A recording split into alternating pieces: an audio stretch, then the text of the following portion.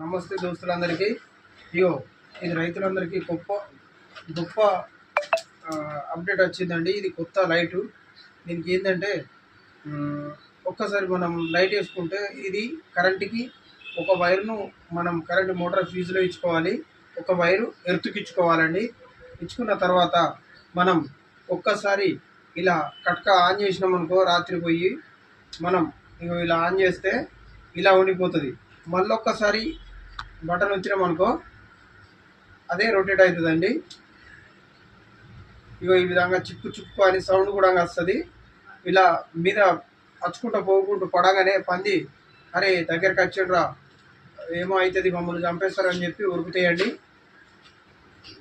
ఈ విధంగా మీకు చాలా రైతులకు ఉపయోగకరంగా ఉంటుంది.